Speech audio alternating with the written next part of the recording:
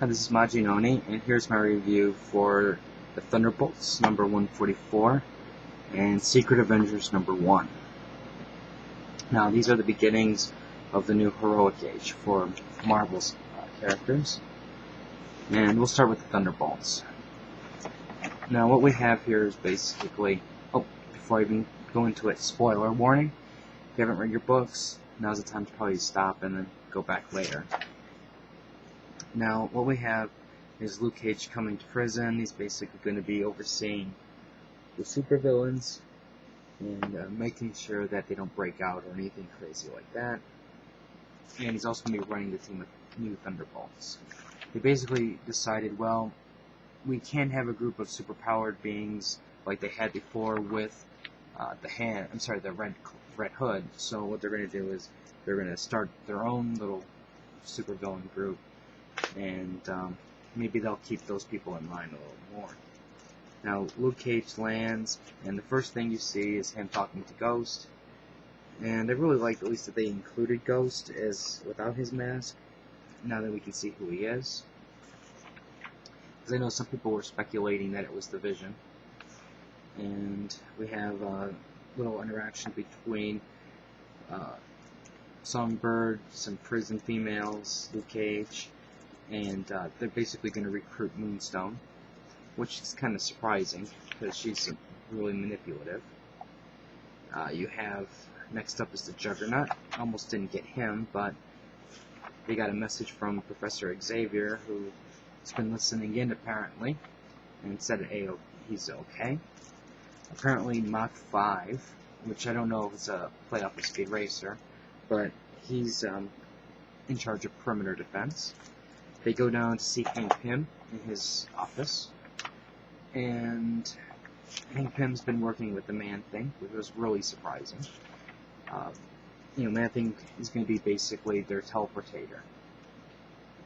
And there's a nice little interaction between Man-Thing and Luke Cage, because, they're explaining things like, the Man-Thing will burn anything that knows fear, and Luke Cage just sticks his hand out, and no burning. So now I guess you can say there must be some kind of respect now between the two characters. And of course it makes Luke Cage look more of a badass since he knows no fear. Next up, almost forgot to mention, Crossbones is in the group. They decided to take Crossbones because they needed somebody in the team that would hopefully make the other characters hate. And then if they hate Crossbones, they will always side with Luke Cage. Because they know that Crossbones is already a loose cannon, that he would probably try to take over the team. Or for that matter, look at it this way, it gives everybody a common enemy type thing. And that enemy is not Luke Cage then. Well, they're all out of maneuvers, and nearby the island, a little disturbance. Luke Cage collapses, a ship comes out of the water, and it's Baron Zemo who says, I founded the team, and by gosh, you're going to be part of my new team. Now, personally, I'm thinking that, part of me is thinking that's not really Baron Zemo. I almost want to say that it's basically a test to see what the villains are going to do, but we'll see where it pans off. Next up is going to be Heroic Age Secret Avengers number 1. This is Steve Rogers' Secret Avengers team. You have a couple ladies playing a guy, and it turns out the ladies are Black Widow and Valkyrie. Valkyrie isn't able to play the part of a hooker, so she gives up their cover pretty quickly. When the man starts touching her, battle ensues, Steve Rogers comes charging in, villains are defeated, and they get a secret case.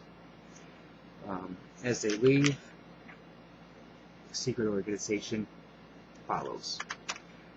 Nice little discussion between Hank and Steve, and you see that what they're looking for is the Serpent Crown. You have romance between Steve and Sharon. Next up is Ant-Man and Moon Knight. they're breaking into the Roxxon corporate headquarters, and you also have interaction between Steve and the various characters to show how he was able to get them to join his team. They do what they need to do, so they get out. Steve, Hank, and War Machine have a discussion.